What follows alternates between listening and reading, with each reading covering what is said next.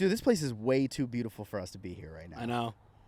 This is a good spot. We're supposed to do a podcast. I can't even I can't focus. I'm like, there's paragliders. We got 2 paragliders now. There's paragliders. So guys, we're at La Jolla Shores. If I can, I'm gonna throw up some drone footage right about now. But honestly, I gotta tell you, this is California. As much smack as people like to talk about it, it's one of the most beautiful places to live. Southern California. Specifically. Well, no, okay. Come on now. But there's differences. Okay, there's differences. Talk to me. Walk me through it. I say like, if you want that sunny, like this type, like Southern California. I agree. If you want more like a colder, like gloomy, chill gloomy vibe. Northern California. That's the thing. Good thing about California is you get best of both worlds, both sides. You get everything, bro. Like we could go to Big Bear, be there in what, 2 hours? Like 2.5. 2.5. Bro, we could be at Big Bear skiing, snowboarding in 2.5 hours. And then drive down to Huntington because I think that's like an hour and a half. Hour and a half, hit the water. And go surfing. My college did that. Hit a hike. They go snowboarding in the morning. Then hit some of the best restaurants. Wait, your college would literally go snowboarding and then? Yeah, they would do they would drive up in the morning, go to Big Bear, snowboard, they have like this whole snowboarding trip. That's sick. And then drive down, and I think it was Huntington Beach, and then would go do like a surfing thing. Dude, Jennifer, shout out to Jen and Mac. They told me about a town that's in Huntington Beach, or it's in, it's in Santa Barbara. That's like, dude, I gotta look it up. It's like a Swedish town. Solving. Yes. Yes, I know exactly what you're talking about. Right when you were saying that, Solving. That's awesome. I've been there.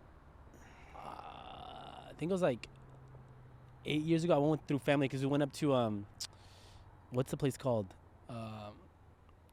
Hertz Castle? Yes. It's like, because it's by there, and then you pass through Solving. Oh, freaking. Was it everything that it looks like on? Yeah, because my aunt's late husband, he was Danish, and so it's kind of like the same. I don't want to say same vibe, but it's like kind of like that culture. Yeah. So we passed through. It was fun. It was nice. I've been thinking about like getting out of the country and going places, and don't get me wrong, like I still want to do that stuff, but there's so many beautiful places like right here at home. I know we talked a lot about travel on the last one and how it affected our mentalities, how it helped us to grow, but honestly, there's just so many beautiful places here at home that we could go to visit, even in other states that are neighboring states. I'm like thinking. I know I am too, dude. I'm just like I'm gonna go until we're all the way deep down into. I'm like deep. Yeah, I know. Lean forward. If you lean forward, it helps a little bit. I tried. Forgive us, guys. We're sinking into the. We thought this was steady ground, but seems like it's quite the opposite. But guys, I'm sorry I wasn't listening. This is episode 8 or 9. No, this is 9 now because 8 will be dropping. You guys should have seen it last week. And this will be coming out right now, actually, if you're watching it. So, we're on. Yeah, we're almost at 10 episodes.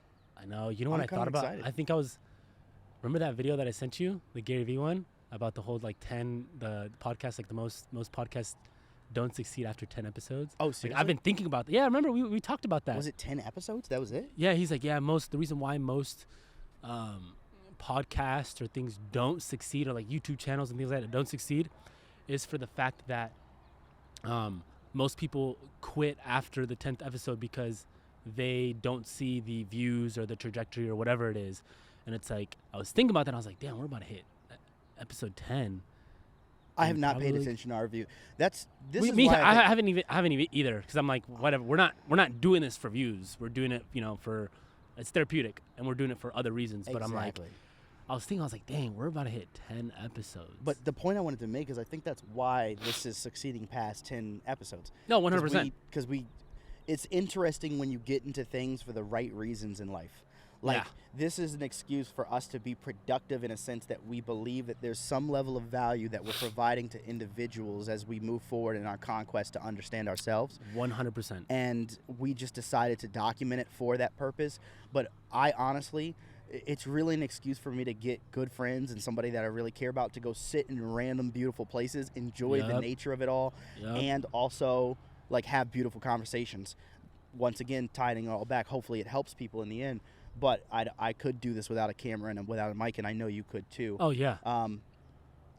As we've been talking about building out, our brother Cristobal is moving down in a few months with Savannah, and we're super excited about that. And we're planning to do like a small little studio space if we can pull that off with the available resources that we have. When we pull it off, rather. Thank you. And I was sitting there thinking, I was like, man, as beautiful as it's going to be to have more of a concrete place to shoot, that will be able to affect the aesthetics of and make the viewership even better for people who do start to tune in and listen. I still hope that we take the time to get out and go out into nature. And I know this was originally when I was doing it amongst other friends and stuff, I was calling it the Anywhere and Anything podcast, and we kind of adopted that for the first episode of the first 2 episodes. But in my personal opinion, I'm like, I never want to lose that. Like, I still want every 5th episode, or we should do seasons. We should do it in seasons, like a season in, a season out, or even like every 8th episode of the season we go out and shoot somewhere fun. Yeah, and still kind of like you said, kind of like stick with the roots of where we started. You know what I mean? That's when you told me like, oh, like let's shoot at this spot. I was like, let's do it. Let's do it. I was like a different spot. I was like a different cool spot, and I like how. And obviously by now people would have seen the previous episode, the cigar lounge that we shot at. Like that was a cool spot. You know what I mean? Like just random places like that. I think it's super dope, and it's crazy because I was talking to. Because yesterday was my last day at my old job, and then my boss invited me. He's like, "Hey, like, you want to go get drinks?" Yeah. Me and my roommate, we usually go get drinks. Like, I was like, tell you I'm not your boss anymore, so you can. I was like, yeah, let's go, let's do it. And we were talking this and that, and then I was explaining. He's like, oh yeah, your podcast. And then his roommate's like, oh, you got a podcast? I was like, yeah. And I was explaining, he's like, what is it like? Tell me about it. And I was telling him about it. He's like, so like, what's the concept? And I was like explaining. He's like, yo, that's dope. He's like, most podcasts, like, they have, like, a specific thing. And I was like, we literally talk about, like, mental health, traveling. Like, we talk about everything. And I was like, we pick different places to talk about it. And I was like, the reason we're doing it is because, there's things that need to be talked about. And, we just enjoy it. It's, like, therapeutic for us. We don't do it for views. And he's like, damn, that's interesting. And he's like, the fact that you're doing that, that's, like, a niche in itself that where you're going to succeed. And I was like, and it's just like hearing it from him, I was like, dang, you low-key right. I was like, yeah, we're about to shoot like, again, episode 10 in a few. We're like episode 9. He's like, oh, that's crazy. And just hearing it from someone else that I kind of look up to, and a boss perspective, like a manager perspective, and now like a good friend, I was like, just hearing that like gave me satisfaction and being like, dang, like I'm doing it like for myself and for us. This is therapeutic, as we've said multiple times, but like other people see it like for the sole purpose of what it is, and I'm like. It's okay to get an outside perspective, especially if you want constructive criticism or positive reinforcement. I believe some of the best things in the world come from selfishness, and selfishness has always, in my eyes, had a slightly more negative connotation than I felt like it deserved. And what we did here was innately selfish, right? But it wasn't wrong. And that's where the delineation I'd like to draw is. Like, selfish does not always imply wrong, right? Like, we wanted to spend time together. But honestly, our hustle mentality is so much so that there's no way we could just say, let's show up once a week, which is, maybe there's a sickness to that as well. I don't mean to use that word. It's such a powerful word. Yeah. But maybe there's a sickness to that as well, like something unhealthy, rather, to that as well, that we can't just go places and hang out. Yeah. You know what I'm saying? Yeah, like, that makes sense. But in my mind, I'm like, we had to find somewhat of an excuse to show up and do this. And luckily, this is a very healthy medium where it's like, it's not so much work that we're killing ourselves, but it's and it's fun. You know what I mean? I love it. Another takeaway is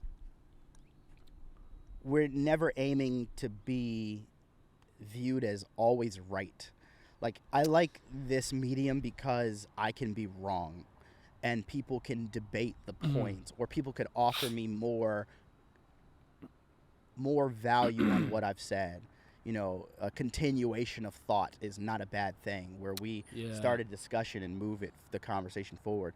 And like, I really appreciate that about this as well. Yeah, no, 100%. We discussed even before the episode 1, and even a little bit before, and then even after the trajectory. As far as bringing different. What's the word I'm looking for? Different mindsets. Let's just put it. Different mindsets together to have a discussion. Because obviously the world we live in society, and I'm not trying to dive too deep into it, but we see a trajectory of which people are just like, their mind's just made up. They don't want to have a discussion. They don't want to talk about it. It's selfish in a negative way in itself.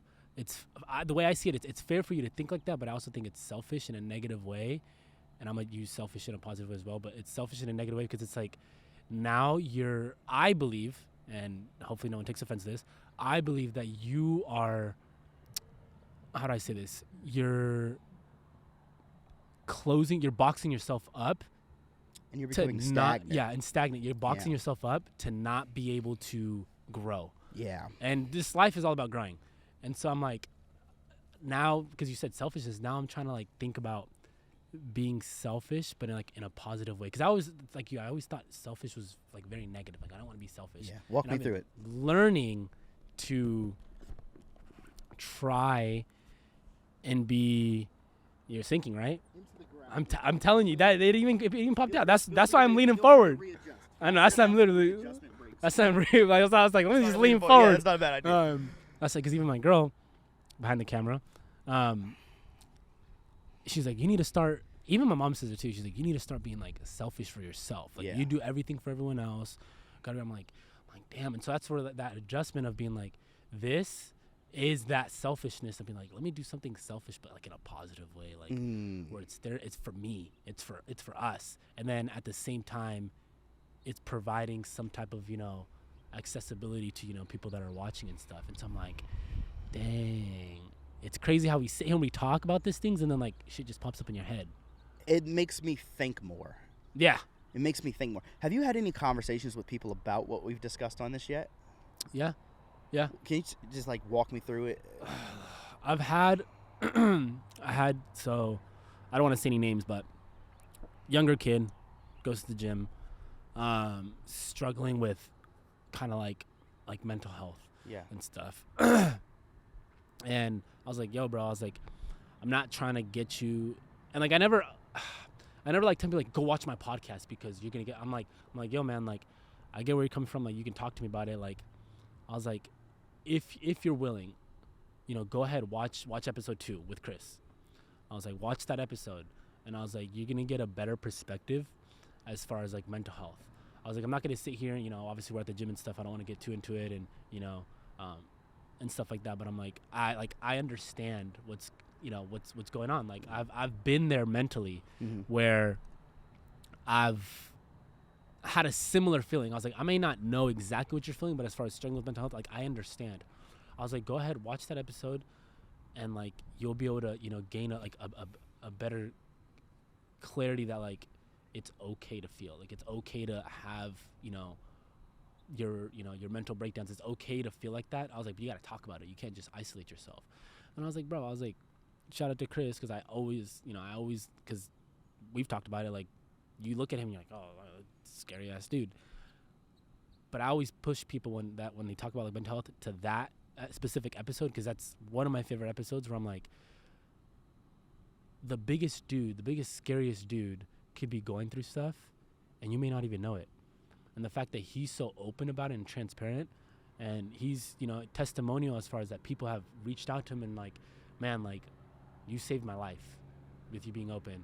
And so like, now looking at Chris as someone that like I look up to and being like, dang, like that's what we're doing too with these conversations, these podcasts. And so I was talking to him, I was like, yeah, man, like go watch it. Like, and he's like, I don't know if he watched it, but after he's like, oh, thanks, man. He's like I really appreciate it. I was like, yeah, just talk to me whenever. Like I may look like I'm some sort of douche in the gym, or like you just know me in the gym. He's like, he's probably one of the gym bros. But I'm like, no, that's not who I am. Like the gym is a part of my life, but it's not my life. You know what I mean?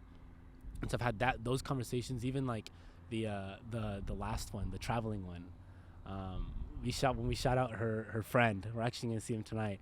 I'm actually gonna talk to her about it tonight. I'm like, did you watch it? And see what they like. So like even about traveling, like yeah, we talk about traveling and things like that. But that's like the one that kind of stuck out as far as people like talking about the podcast, which I like. Yeah, that's when you find a good podcast. One of the things that I've seen a direct correlation with is the humanity of it all. They're right on it, they're wrong on it, it's opinions, there's some facts, right, when you have specialists on that are able to help you through problems. Yeah. But one of the more beautiful aspects of it is when you have very honest individuals on it, it shines through and it helps other individuals who are watching to feel okay with their humanity. Yeah. Like people are more in tune with their emotions now than they have ever been. And I would like to equate that to the amount of media that is available for you to see other people living their lives through honest representations, or as close as you can get. Yeah. Because unfortunately, when you click the button on the camera, some small part of you does say, let me not say anything too crazy on here. Because, you know what I mean? I don't want to get myself or my family in trouble or so on and so forth. But the closer you can get to that honest core of yourself, I actually think the better the content, the better the communication is. I hope that young man goes and watches it. I really do. Too. Because when you had that moment, it made me think back to a moment where I was with Chris at his house, and I remember you getting emotional on that podcast. When I was with Chris at his house, cameras are off, we're all sitting downstairs, and bro, I just had a breakdown moment. I was like, bro, and it was actually me realizing that I had been internalizing so much pressure on myself to continue doing well that I had not stopped to look back at how far we had come. And when I looked back, I was like, oh my God, I'm further up the mountain than I ever thought I'd get. Dang. And then I realized I don't have to climb this mountain if I don't want to, and they would still love me. All these people would still love me. Yeah. And it was such a beautiful moment, both of those times. And actually I don't wish mine was on camera, because it's kind of nice to just have a private moment every once in a while too. All of it doesn't have to be broadcast. But I'm excited to see what we do over the next few years, because I know this is something that's going to be a consistent in our lives. Another aspect of this podcasting that's been helpful for me is that I've had to become somewhat of a no person.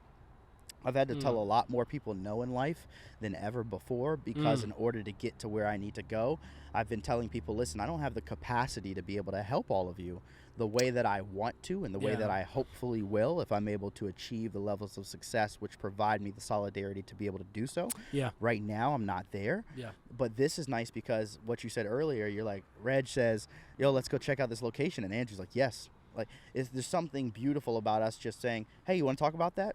Oh, this is the time to do it. So yes, because I've had to say no so much in life, and there's so much rigidity to structure, rather, is probably a more positive word. There's so much structure to life now that I'm like, I can't go out to eat all the time I used to. I can't go to every party. I can't go to the clubs. I can't do that stuff, partially from a financial perspective, but also because just for my well-being and health, I can't do that. Yeah. But here's something positive that I enjoy, and I just have to delve deeper into it. It's like, wait a minute, I get to have a beautiful conversation in a beautiful place with beautiful people?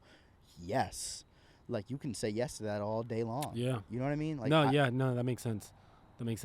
I'm enjoying the outlet. Yeah, I get what you're saying. And that's kind of like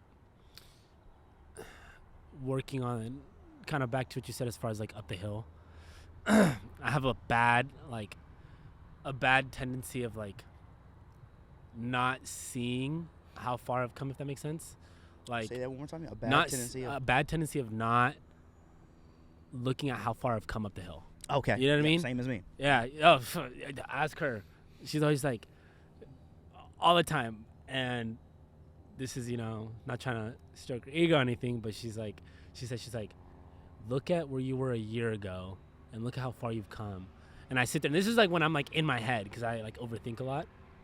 Not as much as before, but still have that tendency. She's like, look at where how far you've come. And I'm like, and I sit there and I was like, damn, she's right. I was like, I don't want to tell her she's right, but she's right. Even though she knows, she's like, I know I'm right. I'm like, yeah, whatever. But it's like, it's that thing that I'm working on, because like no one's perfect. I'm not perfect, even though my mom tells me I'm perfect. Shout out to my mom. But she's like, you're still, I'm her son. She gotta tell me. You're perfect to her. Exactly. It's not that she has to tell you. You're perfect to her. Exactly. Which is crazy, because I'm like, damn, I've gone through all this stuff, and even she reminds me. She's like, you've grown. Like, you've like, same son you were. Who knows how long ago, all the stuff you're going through. She's look at you right now, and so it's like having to be better at realizing that. And I feel like a lot of, in general, I'm not going to dive too deep into it, I feel like a lot of men don't get that. They don't get, I don't want to say the opportunity, but they don't look at how far they've come, because they're always just like, do, and I feel like they need to be told that more often, if that makes sense. Yes. And I want to take this somewhere, but first let's address what you just said. There's actually a really beautiful lesson for us younger individuals in the perspective that your mother has for you. Mm-hmm. I'm going to make an assumption. Fair? Yeah. Okay. This is an opinion. It's not based in fact. Yeah. But I do think it holds some truth. Yeah. Your mother is understandably older than us. And the older that I get, the more my perspective of the world and the people in it shifts. And what I am learning is that as I get older, the major narrative of perfection being a byproduct of your financial success or of your stature amongst society, right, has no real value other than money is necessary. Let's not act like it isn't. Yeah. But your mother's perspective comes with time, and usually we call time plus knowledge equals wisdom, right? Especially when it's well retained, which your mother sounds like an amazing woman, so I believe she's retaining it. And her perspective is one that I'm beginning to adopt in its entirety, which is this person is perfect in the absence of all of these societal premises that we've grown to believe are necessary. They're perfect for who they're supposed to be. Will Smith talked about his daughter a long time ago, and there was this beautiful moment where he said, I raised my sons differently. It was this very hammer and nail, you're going to be what I tell you to be. And his daughter showed him what he called the gardener flower principle. And what it meant was, she's going to be whatever she's supposed to be. It's just my job to nurture her to be that. So if she is a rose and I wanted a daisy, she's never going to be a daisy. I am just supposed to provide the nutrients necessary for her to be the rose that she truly is. And then I'm going to love her for that. I will not in any way, shape, or form love her any differently because of the absence of the ideal that I wanted to hold so true. So Andrew doesn't become a lawyer, which is this well-established, clear, defined, and reputable position in our society today in America. Oh, but Andrew went and became a podcaster, and Andrew went and found this amazing woman, and Andrew did, like, all of these things are exactly who Andrew was supposed to be. He wasn't supposed to be a lawyer. Not saying that you were ever supposed, right? But he was never supposed to be that thing that people want to paint him to be. And it's key when we talk about men, because men have a higher tether to the financial because of the understanding that we're supposed to be providers. Now, innately, there's something primal that's very true in that. Throughout generations upon generations dating back thousands of years, we in every way, shape, or form were providers to some degree. We protected. We made sure that if some type of animal came towards the camp, you were not sending the wifey to go fight it. You were sending the man, because genetically we had stronger adaptations to our musculature, right? We had a heightened sense of ability due to heightened hormone responses, such as testosterone levels, right? So I'm not saying that it's wrong, but what I am saying is that we're now at a time in life where I do still believe men should delve into their leadership and protective qualities. 100%. But I would offer the opinion, as my mother says, I would have you consider consider that now we're in a time where actually this extreme push for the dominance of men to some degree is actually undermining to our counter, which is the woman. Your lady is doing a phenomenal job by herself. She was doing a great job before you came around. You want to know how I know? Because on day one, you were like, bro, I got to tell you about this woman and what she's doing. All of that was in the absence of Andrew. Her 3 jobs, bro, you ever seen the show Everybody Hates Chris? Yeah. She worked like the husband. She works like Terry Crews, where the wife comes home and said, I don't need this job. My husband got 3 jobs. Your girl is hustling. Is hustling. She didn't need Andrew for that. Andrew just comes through and heightens and helps to refine leadership, and she does the exact same. Like, there's this beautiful concoction that happens when these two energies hit in the right sense, and what messes up their ability to fuse correctly is societal narratives. And that comes back to how foreign it was to you to have this positive reinforcement from such a powerful being, but one that traditionally would have played a certain role. And that role has, in the past, never been one to broadcast the success of the man, because it was almost like you were like not doing the thing right if you hype the man up. He's not supposed to be hyped. He's just supposed to struggle in silence, and then it's all, and he's strong, and it's what stoicism, I think, is innately misunderstood.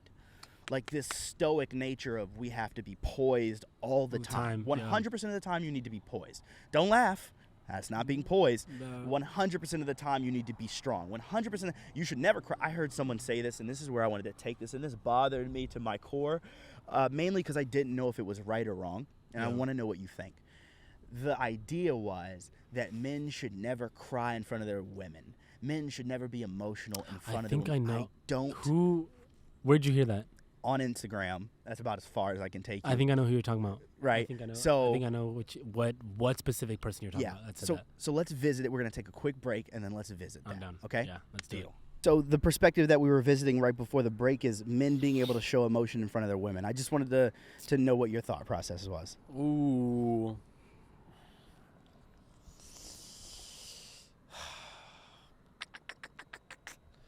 I want to say yes, they should. But I guess this is like full transparency. Obviously you've known, don't want to constantly relive it, but it's fair to relive this. Past relationship, I showed a lot of emotion, and I feel like that's almost what led to view me, I guess, as weak, but I wasn't a weak person. And that's what led to, in a sense, me getting cheated on. And so I want to say yes, because I truly believe that and I guess it differentiates between women, because I think a very high valued woman that you want to consider your wife, you should be able to be emotional in front of. So I'm going to stick with yes, just because I think that there's at times that life does hit you hard. Like being a man and having to provide, and obviously it's starting to like have more of like this equal, like, the woman also provides, but just generally in our nature as men, we're providers. I tell this even to like my mom, even to my, my girl now and stuff. I'm like, they always get on me about like, you got to take a break. Like you got to allow yourself to like feel. I mean, like we get it. You want to provide financially, but I'm all about that. I'm all about, let me provide. And whenever I'm offered help, I'm like, no, I'm good. I got it. Trying to get better at, accepting help. But it's like, I believe that like now, as I'm growing older, I'm still young. As I'm growing older, it's like, I want, even currently right now, the relationship that I'm in, I'm able to be emotional in that relationship and still be seen as a leader. And this is for every man out there, that you should, when you're looking for a woman to be, the woman that you're going to spend the rest of your life with, and, a woman that's going to be, your right hand, look at that woman and see her as a high valued woman, but someone that you're able to be emotional with in a private, just, intimate setting, but that she also still sees you as a leader. So let that sink in.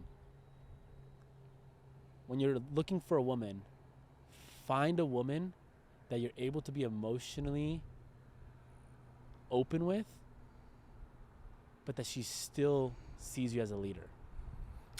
In the comment section of the Instagram post that I saw that was in relation to this, so the post goes as follows. Men, you can cry during a movie. You can get teary-eyed during a movie. You can cry when a family member dies, but you should absolutely never cry in front of your woman. And one of the comments that was right underneath the post was, that is applicable to about 90% of women. It's that 10% that It's just these exceptional human beings who are able to view you as both. I don't think the ratio is that steep. Part of that is me just not wanting to believe that it's only 10% of women. The same way that I don't think women want to believe there's only 10% of good men who don't cheat and can provide and do all of those different things. I don't know what the ratio is because I have not met all women, and I don't think that guy who made that comment has met all women, and I don't think all women have met all women. You know what I mean? Like, so I don't think anyone's able to draw such a drastic conclusion, but I do agree that you have to pick your partner wisely, and that's going to be a dominant factor in whether or not you succeed in being able to be emotional and also still holding that leadership role. I've seen successful relationships work out where both parties lead in their respective areas, and I think that works too. I think that the construct that men lead and women follow, or that women who are trying to lead are too strong or overpowered, I think it's like a cookie cutter establishment that's trying to cut millions of different shaped like it doesn't work for everyone. You're trying to put everybody into a box, and we are triangles, rectangles, circles, everything but this square that you're trying to fit us into. We don't all fit. Like it doesn't make sense. So we shouldn't draw a serious conclusion based off of what anyone says on Instagram, which leads me back into my previous thought process, and we can still dive into this. But I thought that this was powerful when you said, man, like I've had a hard time viewing my successes as they are and seeing how far I've come. I would like to believe, or I would not like to believe, but I have to believe that it's about the same for me, and the reason is probably because of how much we see on media of all of these successes, right? Some of which are real, some of which are probably not nearly as realistic as they'd like to make them out to be.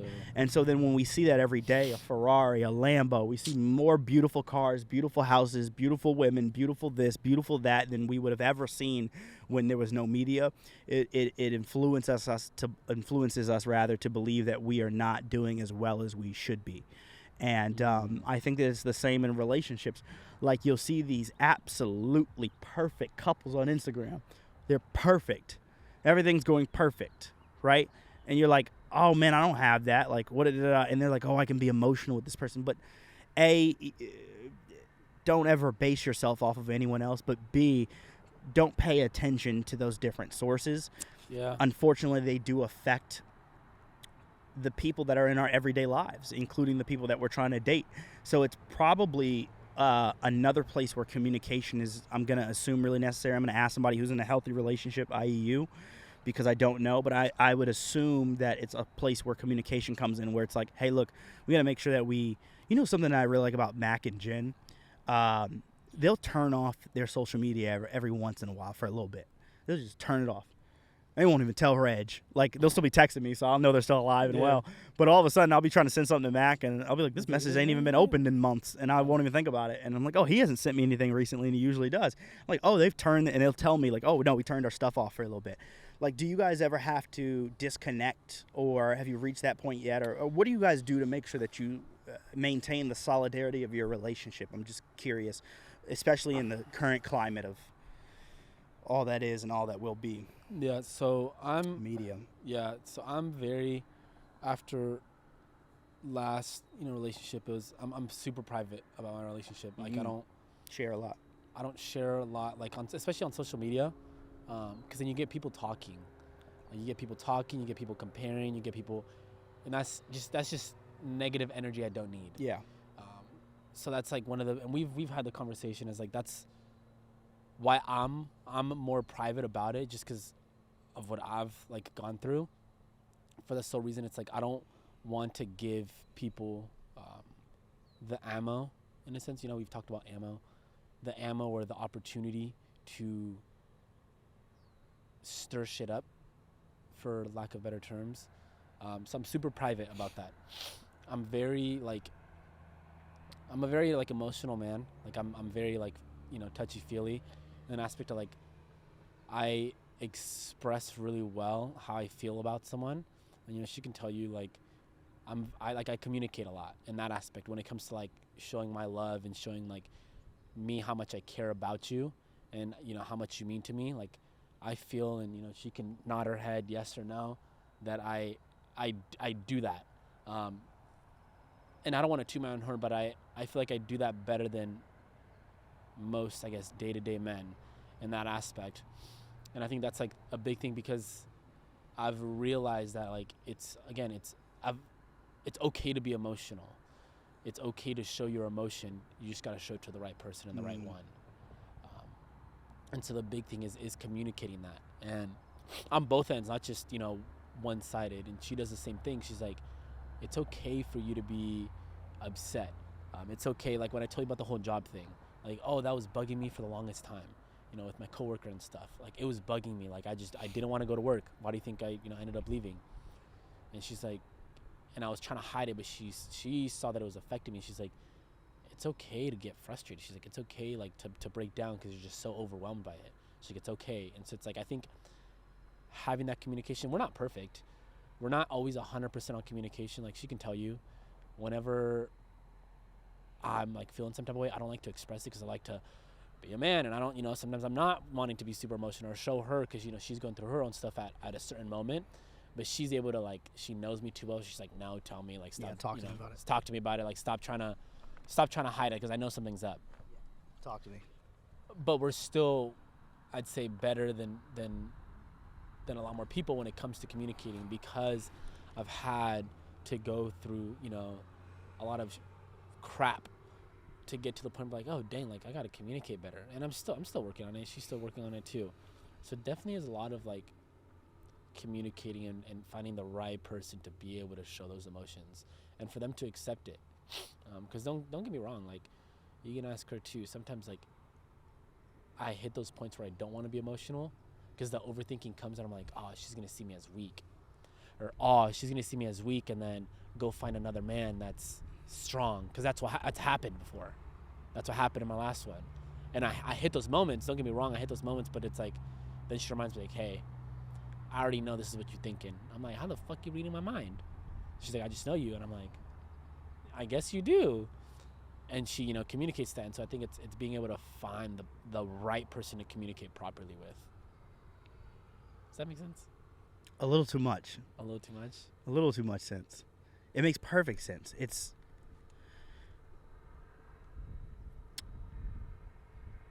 I'm not going to speak on this like I know what an extremely successful relationship looks like, but I can tell you what extremely successful relationships look like in other aspects of my life, like brothers and my sisters and my mother. And those people in my life, this is something I'm working on avidly and always trying to keep it conscious, because that's the hardest part. Most of the people in my life have always been more attentive to me than I have been to them. So I have always been able to tell you the direct effect of somebody caring and being attentive and being aware of where I am emotionally. And I really understood how much it mattered when I moved here and was away from most of those people, because then they don't see you as much, so they don't know how well things are going because they can't see your demeanor and your character as much. When you have a party, an interested party who's close to you and who cares about you and who loves you, there's nothing like it in this world. And that's when it becomes very clear that millions of dollars or all the fame and notoriety in the world compares not to having a person who cares deeply about you and who you can trust with your emotions. And the crazy, like, as soon as you said that, it's crazy because, like, we've talked about, like, me having to move again for, like, the third time. And she goes and she tells me, and I'm like, this is me trying to be the provider. I'm like, no, we going to Mexico. When I come back, I have to have a place to live. Like, I need to stay in San Diego. I have to have a place to live, shoot, having a place to live. Just two of us, that means I need to be making this amount of money. I need to be providing this. Overthinking, not trying to, get anxious in that. And then she goes, she's like, don't worry about that. She's like, if you got to live in a shoebox, that's fine. She's like, if you got to go live, with your parents for a little bit till, we get stuff like, she's like, that's fine. She's like, I'm not with you for your money. I'm not with you for your car, your nice car. I'm not with you for your nice clothes. She's like, I'm with you because of you, your personality. I'm just like, nah, you playing me. Like, stop playing. She's like, no, I'm being serious. And she's told me this multiple, look at her, multiple times. And then still me, it's that macho masculine. And it's like, no, I have to have it all figured out. She's like, no, you don't. But you don't. You don't. And so that's like when you said, like, you know, no amount of success. Yeah, that's dope. But no amount of, pretty much what she said in her words, in a sense, this is kind of paraphrased, no amount of success or anything like that is going to keep me staying. She's like, I'm staying because of you. Yeah. She said, you can be poor. And she's like, I'd still pick you. Damn. That's. And I was like, let me be poor real quick. Let me see what that's Let's see what that looks like. Baby, I quit all my jobs. Exactly. Well, actually, even then, yeah. Even when I quit my job, this was before I already had another job, or before I was looking, but I didn't have one set in place. I wanted to quit so bad without already having something in place. And she's like, what'd you say? She's like, that's fine. She's like, if you don't have a job, she's like, you know, that's fine. That doesn't mean I'm gonna. Oh, you don't got a job. Like I'm giving up on you. She's like, no, I'm still gonna be there. She's like, I still have a job. She's like, so if you need me to provide, then let me do that while you try and figure your stuff out. She's like, but get out of that situation. And I was like, what the? I was like, and again, it's finding someone that's willing to, and that's where you see the most successful relationships is the ones that they're there. And Chris G, because he said it, he's like, Aisha was there for me when I was at my worst, when I had like nothing, when I was, you know, getting all this bad stuff thrown at me, when the universe was throwing a whole bunch of crap at me, Aisha was there. And I've thought about that a lot too. And I was like, dang. And she does the same thing. She's like, she's been there when I've been down, this and that. And I was like, so when finding a good partner, find someone that's going to stick through when you're being dragged through the mud, when you're going through shit. And that's the same thing, not just with a partner, but this is also with friends. Friends, yeah. This is also even family members. What I was just thinking. Family members who are your blood, who, you know, you've been raised with. Yeah, did you call me when I had nothing? Did you call me when I had nothing? Were you there for me when I had nothing? Yeah. Were you there for me when I was going through my worst? Did your energy change when I had more? Did your energy, yep. You're digging into one of my worst fears. Specifically in a relationship. Family's good, friends are good. I got solid people in both of those categories. And honestly, I'd be okay if that was all I ever had because they're just so freaking amazing. You guys are so freaking amazing. The trajectory of my life as of recent has been like a steady increase. Yeah. Financially, morally, emotionally, physically, mentally. Mm-hmm. Planning is getting better. It's my skills are getting better, which is like the ideal path of anyone's life, male, female, doesn't matter. But as I'm getting better, I'm starting to wonder, like, I resonate way too much with this Dave Chappelle joke where he's like, I'm afraid to date now because they know who I am. He's like, so I'm gonna show up in a garbage truck to pick up my girl on a date and see if she still wants to go. Like, and I'm like, would you love me if I was, you know, it's like that 50 Cent 21 Questions, like, like, would you love me if I was nothing? Would you love me if I had nothing? Like, would you love me if I, want. You know? But like, I'm worried because I'm like, man, if I keep reaching for new heights, and I'm always gonna keep reaching for new heights. If I keep achieving those new heights, like I'm gonna be somewhat scared at times as to whether or not the person is with me for me. I think who did it? Fat Joe. I think it was him. He already successful, and he did this thing, and he's like, what did he do? He had a group of friends, you know, with successful stuff, and he's like, he told his friends that he was poor. Like he started like, he had a nice house, he had everything, but then he bought like stuff that wasn't nice, and I think he started asking his friends for help. He's like, hey man, like I don't really got like he was testing them. Like he had the money, but his group of friends didn't really know that when he was starting off, and he did an experiment where he was not asking for handouts, but like he's like, yeah, I can't really like go eat, like you got me, like what's up, like not just like was wearing raggedy clothes, this and that, and his friends started like, no, like, and then only one of them stuck. One of his friends stuck. He's like, man, I don't care about what you don't have or what you have. And that's the one friend that stuck around him. And he's like, well, shoot. He's like, this entire time I was actually rich as shit. I was like, I was richer than all of y'all. He's like, but I just wanted to see who's gonna stick around. Damn. And then one friend stuck around, and I was just like, dang. I was like, was like, that's crazy. I know for me personally, I can speak for myself. For me personally, I would stick, when it comes to loyalty for me is huge. If you got nothing, you got nothing. And this is even one of my good friends. We had this conversation, his name is Zach, talking about loyalty. Shout out to him. I'm actually going to see him tomorrow. And he's gone through it. He's been poor. He's like, was about to be homeless, was about to be living in his car. And I was like, nah, bro, come stay with me. Come stay with me. You can stay as long as you want. Don't worry about paying for anything. Don't worry about nothing. You can sleep on the same bed as me. I don't care. You can sleep on my couch. Don't matter. You need me to drive you? Boom. Don't worry about it. And he's like, man, he's like, you know what? He's like, you're the one person that's stuck around. You're the one person that said, hey, you know what? I don't got a lot, bro, but I got you. And he's like, I appreciate that. And I was like, yeah, because that's how I am. And I was like, I can speak for myself that I'll stick through the mud. Someone that doesn't have anything, I'll treat you the same when you have nothing to when you have it all. And I was like, but can I say the same about someone else? You know what I mean, in my circle? And that's the hard part. It's like, yeah. I don't know what's going on in your mind. You can only control what you can control. Exactly. You know, you can only Which control is what you control. Yeah. So you need to start doing experiments. And that's why for me, I'm broke, everybody. He said, I ain't got broke. nothing. I'm just like, that's like for me, like I would rather when I am successful, I want to be successful in silence. Think about, I want to be successful in silence.